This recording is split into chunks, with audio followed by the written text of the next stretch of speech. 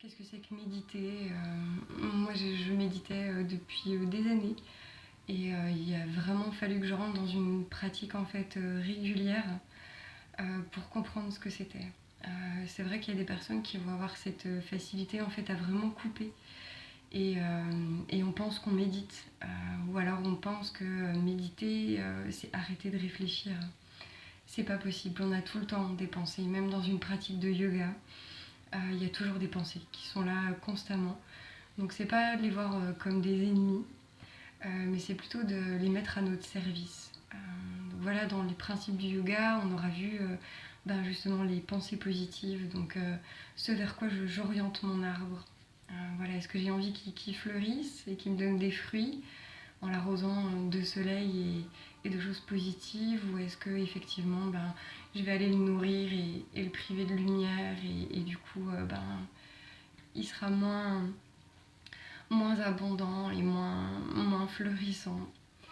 Donc c'est important vraiment de comprendre que la méditation, au-delà de trouver une posture qui est correcte, mais trouver une posture correcte, c'est vraiment en fait pour fluidifier l'énergie, pour qu'elle puisse vraiment bien circuler.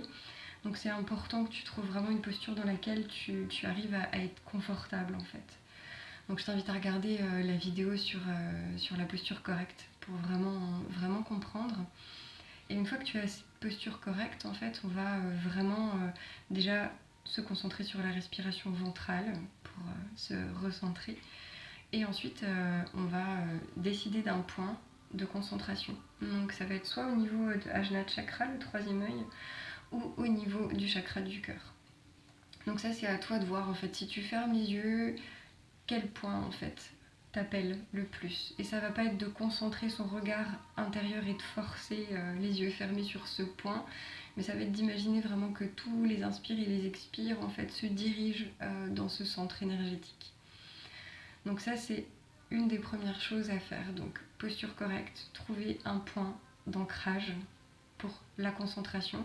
Ça peut être la flamme d'une bougie, ça peut être le fait de garder les yeux aussi ouverts. Ça dépend vraiment dans quelle pratique tu te sens le plus à l'aise. Et deuxièmement, ça va être vraiment dès qu'il y a un flot de pensée en fait qui arrive de se recentrer, de dézoomer, un peu comme si on passait un film, une scène puis l'autre, sans s'accrocher sur la scène et sans vouloir savoir ce qui va se passer. Et c'est vrai que ça demande de l'observation.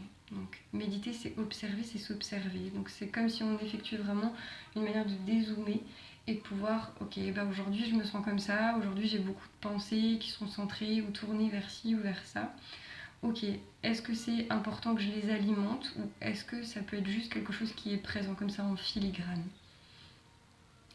Et il y a des jours où c'est beaucoup plus difficile que d'autres, des périodes de vie, des moments de vie, c'est très très très différent quoi.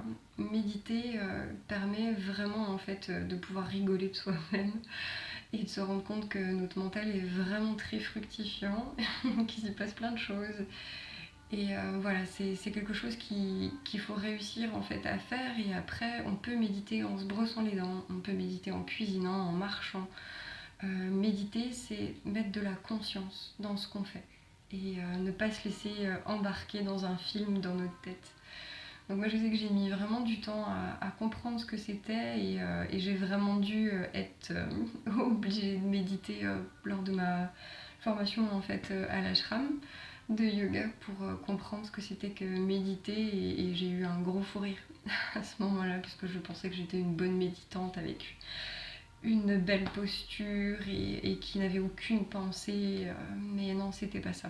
Donc, essaye de trouver ce qui te plaît. Ça peut être de la marche en conscience, ça peut être de la danse en conscience, ça peut être tout simplement dès que tu fais un acte dans ton quotidien de qu'est-ce que je suis en train de faire en fait. Est-ce que je ressens ce que je fais? Est-ce que je sens que c'est mon bras qui est en train d'actionner? Est-ce que je suis conscient et à l'écoute? Et est-ce que j'observe ce qui se passe? Donc voilà, je pensais que c'était important d'aborder qu'est-ce que c'était que méditer. Et en fait, je pense que chacun a sa propre forme de méditation. Certes, voilà, il y a des pays qui pratiquent ça depuis des millénaires et qui nous apportent un enseignement et qui fonctionnent, bien évidemment, mais dans lequel des fois on a du mal à s'y retrouver.